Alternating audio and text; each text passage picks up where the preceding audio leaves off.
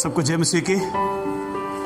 परमेश्वर का धन्यवाद हो आज के सुंदर दिन, सुंदर समय के लिए। परमेश्वर ने एक बार फिर अवसर दिया कि मैं परमेश्वर के वचन को आप लोगों के बीच में लेकर के आ सकूं। इसके लिए मैं परमेश्वर पिता का शुक्रगुजार और धन्यवाद करता हूं। आज हम लोग विशेष करके सीखने चाहते हैं। आज सुबह सुबह मैं बैठा था सोच में कि क्या आज वचन से सिखाएं, क्या सीखें। उस समय परमेश्वर ने मुझे एक वचन दिया। मैं चाहता हूं कि हम लोग शेयर करें आपस में, एक दूसरे को सीखें। आप जहां भी हैं, आप इस वचन को बाइबल निकालेंगे और हम लोग पढ़ेंगे पहला तीमुथियुस की पत्री 5 अध्याय उसका 8 वचन में इस तरह से लिखा हुआ है, पर यदि कोई अपनों की और निज करके अपने घराने की चिंता ना करे तो वह विश्वास से मुकर गया है और अविश्वासी से भी बुरा बन गया है। प्रियो, इन दिनों में समय है, हम जानते हैं कि हम पूरा विश्व इस एक कोरोना नाम की महामारी से जूझ रहा है और एक ऐसी परिस्थिति में लोगों की नौकरियां बंद हैं, लोग अपने घरों में कैद हैं और घरों में कैद होने के कारण से बहुत सारे लोग हैं जिनके घर में खाने की काफी सामान है, खाने पीने के काफी सामान है। बहुत सारे लोग ऐसे हैं जिनके पास खाने पीने के लिए कुछ भी नहीं है। हो सकता है हमारे ही परिवार में, हमारे रिश्तेदारों में, हमारे पड़ोस में बहुत सारे लोग होंगे जो भूखे होंगे, जिनके पास जरूरत की सामान भी नहीं होगी। लेकिन परमेश्वर का वचन कहता है कि और पर यदि कोई अपनों की, दो बातें हैं। पहली बात अपनों की और निज करके अपने घराने की चिंता ना करे। पहला अपनों की और उसके बाद अपने घराने की। हो सकता है आपका चाचा ताऊ, आपके भाई भतीजे, आपके बुआ फूफा रिश्तेदार, या हो सकता है कोई आपके अपने पड़ोसी भी हो सकते हैं। अगर वचन कहता है कि अगर हम उनकी चिंता ना करें तो हम विश्वास से, जो प्रभु यीशु मसीह के ऊपर विश्वास करते हैं, अगर हम उनकी चिंता नहीं करते, उनके लिए प्रार्थना नहीं करते हैं, उनके हालचाल को नहीं पूछते हैं, तो वचन कहता है कि हम विश्वास से मुकर गए हैं। और वचन कहता है कि हम अविश्वासी से भी ज्यादा बुरे बन चुके हैं। और जानते हैं परमेश्वर का वचन कहता है, जब हम पढ़ते हैं भजन संहिता 107 अध्याय उसका 41 वचन को जब हम पढ़ते हैं तो बहुत ही अच्छी बात बताता है। भजन संहिता 107 का 41 वचन में लिखा है कि जो व्यक्ति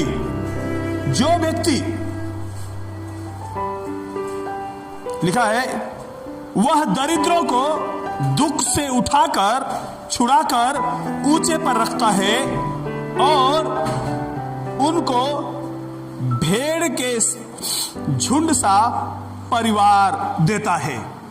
हालेलुया। इधर परमेश्वर का वचन कहता है कि हो सकता है आपका परिवार, आपका रिश्तेदार, आपको कोई मिलने वाला इस समय गरीबी की हालत में, घर में राशन ना हो, कोई तकलीफों में हो। वचन कहता है कि अगर हम लोग उनकी मदद करते हैं तो प्रभु उसका प्रतिफल हमें देगा। और वचन कहता है कि आने वाले समय में परमेश्वर उनको भी इस कष्ट से निकाल करके एक बड़ा परिवार, एक अच्छा परिवार देने के लिए तैयार है। हो सकता है आपके मदद के द्वारा परमेश्वर उनके मन के अंदर प्यार दे और वो आपके और भी करीबी में आ जाए, आपके दुख सुख में शामिल हो जाए। और परमेश्वर आपकी मदद के द्वारा, आपकी सहायता के द्वारा, वचन कहता है परमेश्वर उनको भी उठा करके खड़ा करेगा। हालेलुया। दुख से उठा करके, जो आज दुख में पड़े हुए हैं, शायद आपकी मदद के कारण से परमेश्वर उनको भी उठा करके खड़ा करेगा। अगर प्रभु उनको खड़ा करेगा तो आपको भी परमेश्वर नीचे नहीं छोड़ेगा, आपको भी जरूर उठा करके आपका परमेश्वर खड़ा करेगा। हालेलुया। दूसरी बात, जो व्यक्ति परमेश्वर के लोगों का, दूसरे लोगों का, अपने लोगों का, अपने परिवार का मदद करता है, परमेश्वर का वचन कहता है अय्यूब की पुस्तक 1 अध्याय उसका 10 वचन को जब हम पढ़ते हैं तो उसमें लिखा है कि क्या तूने उसकी और उसके घर की और जो कुछ उसका है उसके चारों ओर बाड़ा नहीं बांधा? तूने तो उसके काम पर आशीष दी है और उसकी संपत्ति देश भर में फैल गई है। हालेलुया। परमेश्वर का वचन कहता है, जो दूसरे की मदद करता है, जो मदद करता है अपने परिवार की, अपने भाई बंधुओं की, अपने पड़ोसियों की, अपने रिश्तेदारों की, ऐसे समय में मदद करने वाला व्यक्ति के चारों ओर, उसके घर के चारों ओर, उसके परिवार के चारों ओर, उसके रिश्तेदारों के चारों ओर, उसके कॉलोनी के चारों ओर, उसके देश के चारों ओर, परमेश्वर का वचन कहता है परमेश्वर सुरक्षा का बाड़ा लगाएगा। और बीमारी कितना हो बड़ी क्यों ना हो, बीमारी कितना हो बड़ी क्यों ना हो, लेकिन परमेश्वर आपके मदद के कारण परमेश्वर आपको, आपके परिवार को, आपके प्रियो को, आपके राज्य को, आपके देश को, आपके जिले को आपकी मदद के कारण संभाल करके रखेगा। हालेलुया। वचन कहता है कि तूने तो उसके काम पर आशीष दी है और उसकी संपत्ति देश भर में फैल गई है। प्रियो, आज काम बंद है, आज हमारे पास हमारे साधन थोड़े होंगे, लेकिन थोड़े में अगर हम किसी को मदद करते हैं, परमेश्वर का वचन कहता है कि इस थोड़े में भी परमेश्वर हमें कभी घटी होने नहीं देगा, हमें संभालेगा और परमेश्वर हमें आशीषित करेगा। याद रखना, वो एक विधवा जिसके घर में सिर्फ एक मुट्ठी आटा था, उस विधवा को परमेश्वर के दास ने बोला कि मुझे एक रोटी और दो और एक गिलास पानी दो। उस विधवा औरत ने एक रोटी ला करके दी परमेश्वर के दास को और एक गिलास पानी दी, और उस परमेश्वर के दास ने खाया, धन्यवाद दिया, आशीष किया। और वचन कहता है पूरे अकाल के समय में पूरा देश जब भूखमरी में, गरीबी में, कंगाली में चल रहा था, उस समय भी परमेश्वर ने उस विधवा के घर के अंदर, लिखा है, वचन कहता है कि ना तो उसके कनस्तर का आटा चुका, ना उसके कुप्पी का तेल खत्म हुआ। परमेश्वर उसके लिए उस अकाल के समय में भी इंतजाम करता रहा। प्रियो, जब हम अपने पड़ोसियों को, अब जब हम अपने रिश्तेदारों की मदद करने पाएंगे, जब हम अपने लोगों का, अपने आसपास के लोगों का ध्यान रखेंगे, मदद करेंगे, परमेश्वर का वचन कहता है परमेश्वर हमारे काम पर आशीष देगा, हमारे रसोई पर आशीष देगा, हमारे खेती बाड़ी पर आशीष देगा, हमारी नौकरी पर आशीष देगा, हमारी तंदुरुस्ती पर आशीष देगा। प्रभु हमें कभी भी किसी चीज के लिए कमी होने नहीं देगा।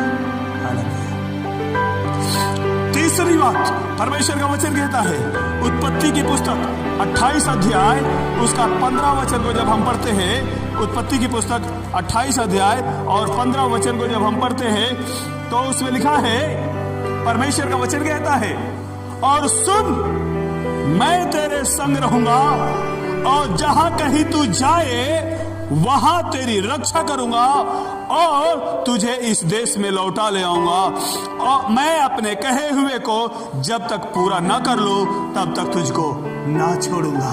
हालेलुया। परमेश्वर का वचन कहता है कि परमेश्वर हमारे और आपके संग में रहेगा। प्रभु का वचन कहता है परमेश्वर हमारे और आपके संग में रहेगा। परमेश्वर का वचन कहता है कि वो हमारी रक्षा करेगा, और वचन कहता है कि जब तक वो परमेश्वर हमें सुरक्षा ना दे, जब तक वो हमें बीमारी से बचा ना ले, जब तक वो हमें अकाल से निकाल ना ले, इस महामारी से निकाल के बचा ना ले, तब तक वो परमेश्वर हमसे कहता है कि मैं तेरे संग रहूंगा। वो हमें कभी अकेला नहीं छोड़ेगा। हमारा परमेश्वर कभी हमें अकेला नहीं छोड़ेगा। प्रिय, आप ये मत सोचना कभी भी शायद सरकार जो मदद भेज रही है शायद आपको ना मिल पाए, जो स्वयंसेवी संस्थाएं मदद कर रही है हो सकता है वो भी ना मिल पाए, लेकिन याद रखना परमेश्वर का मदद हमेशा आपके साथ है। परमेश्वर हर समय आपके साथ में है, और परमेश्वर किसी न किसी को आपके लिए खड़ा करेगा। किसी न किसी के द्वारा आपको रोटी खिलाएगा, आपके पड़ोसी के द्वारा, आपके रिश्तेदार के द्वारा, सरकार के द्वारा, स्वयंसेवी संस्थाओं के द्वारा, किसी सेठ के द्वारा, किसी न किसी तरीके से परमेश्वर आपके रोटी का इंतजाम करेगा। लेकिन वचन कहता है जब प्रभु आपको इंतजाम करता है, आपके पड़ोसी को, आपके रिश्तेदारों को कभी मत भूलना, आपके भाई बंधुओं को आप कभी मत भूलना, क्योंकि प्रभु का वचन कहता है मैं तुझे कभी नहीं भूलूंगा। और जब प्रभु नहीं भूलेगा तो हमें भी नहीं भूलना है। हर समय हमारे लोगों की हमें चिंता करना है। अगर आपके पास कुछ भी नहीं है देने के लिए, मैं आपको एक बात से उत्साहित करना चाहता हूं प्रियो, आप उनके लिए प्रार्थना में जरूर मदद करना, उनके लिए आंसू बहाना, घुटने टेकना, उपवास रख सकते हैं, उपवास रखना, प्रार्थना करना। परमेश्वर जरूर आपकी प्रार्थना का प्रतिफल उनको देगा। चौथी बात, परमेश्वर का वचन कहता है जकरिया के पुस्तक 12 अध्याय, जकरिया के पुस्तक 12 अध्याय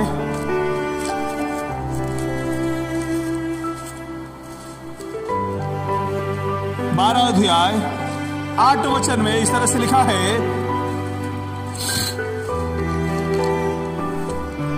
उस समय यहोवा यरूशलेम के निवासियों को मानो ढाल से बचा लेगा, और उस समय उनमें से जो ठोकर खाने वाला हो वह दाऊद के समान होगा, और दाऊद का घराना परमेश्वर के समान होगा, अर्थात यहोवा के दूत के समान जो उनके आगे आगे चलता था। हालेलुया। प्रभु के लोगों, जो अपने प्रियों की, अपनों की, अपने परिवार की, अपने पड़ोसियों की, अपने लोगों की चिंता करता है, परमेश्वर का वचन कहता है कि परमेश्वर उसके आगे आगे चलने वाला परमेश्वर है। उसको कभी अकेला नहीं छोड़ेगा जाने के लिए।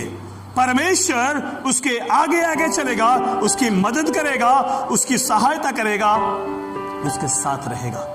परमेश्वर उसको कभी भी चिंतित होने नहीं देगा, कभी किसी चीज की कमी और घटी होने नहीं देगा। इसलिए प्रियो, हर समय परमेश्वर से एक ही प्रार्थना करना, परमेश्वर तू मेरे पड़ोसियों की, मेरे रिश्तेदारों की, मेरे भाई बंधुओं की रक्षा करना। और प्रियो, अगर हो सकता है तो अगर आप मदद कर सकते हैं तो जरूर उनको मदद करना।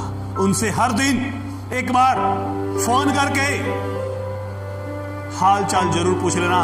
बहन भाई, आपके घर में रोटी है, कोई चीज की कमी है तो बताना, हम कम से कम हम प्रार्थना तो कर पाएंगे। और अगर हो सके तो उनको, अगर आपके हाथ में कुछ है तो जरूर उनका मदद करने की कोशिश करना। जो ऐसा करता है उसके बारे में परमेश्वर एक बात और कहता है।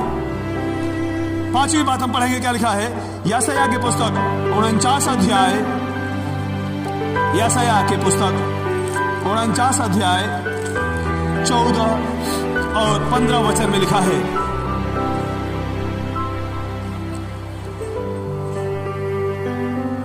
परंतु सियोन ने कहा यहोवा ने मुझे त्याग दिया है, मेरा प्रभु मुझे भूल गया है। लेकिन प्रभु कहता है 15 वचन में, क्या यह हो सकता है कि कोई माता अपने दूध पीते बच्चे को भूल जाए और अपने जन्माए हुए लड़के पर दया न करे? हाँ, वह तो भूल सकती है, परंतु मैं तुझे नहीं भूल सकता हूं। हालेलुया। प्रभु का वचन कहता है कि लोग सोचते होंगे, लोग कहते होंगे शायद परमेश्वर मुझे भूल गया है, मेरे मदद करने वाला कोई नहीं है। लेकिन प्रभु के लोगों, प्रियो, परमेश्वर कहता है कि एक मां अपने बच्चे को भूल सकती है, लेकिन मैं तुझे कभी नहीं भूल सकता। प्रियो, अगर हम मदद करेंगे तो हम छोटे नहीं हो जाएंगे, हम गरीब नहीं हो जाएंगे, कंगाल नहीं हो जाएंगे। लेकिन एक बात याद रख लेना, हम मदद करें तो मदद पाने वाला ये दोष लगाना छोड़ देगा कि शायद परमेश्वर मुझे भूल गया है, और उसको एहसास हो जाएगा कि सचमुच में परमेश्वर मेरे साथ में है और परमेश्वर अपने लोगों को भेज करके मेरी मदद किया है और मदद करता रहेगा। प्रियो, वचन कहता है कि हम जब मदद करेंगे, प्रभु कहता है कि वो हमें भी याद रखेगा और रखता है, आज तक रखता आया है। जिस दिन से हमारा जन्म हुआ है उस दिन से आज तक हम लोगों की रक्षा करता आया है, उस दिन से आज तक हमारा ध्यान रखता आया है, तो आगे भी हमारा ध्यान रखता रहेगा और हमें किसी भी भली वस्तु की कमी घटी होने नहीं देगा। परमेश्वर हमारी मदद करेगा, परमेश्वर हमारी सहायता करेगा। इसके लिए हमें परमेश्वर का धन्यवाद देना है। प्रभु आज तक हमारे साथ रहा है। हमारे गरीबी में हम जब पेट भर के खा रहे हैं, उस समय जब पेट भर के नहीं मिलता था, उस समय में भी परमेश्वर हमारे साथ रहा। इसीलिए तो आज उसने हमारे लिए दिया है कि हम पेट भर के खाने पा रहे हैं। और प्रियो, अगर जिसका पेट नहीं भर पा रहा है, जिसके घर में नहीं है, हमें उसकी चिंता करना है। प्रभु ने हमारा चिंता किया, इसलिए हमें पेट भर के खाने के लिए दिया है। इसलिए हमें उनकी भी चिंता करना है, उनके लिए प्रार्थना करना है जो पेट भर के नहीं खा पा रहे हैं। हमें प्रार्थना करना है परमेश्वर उनको भी दे।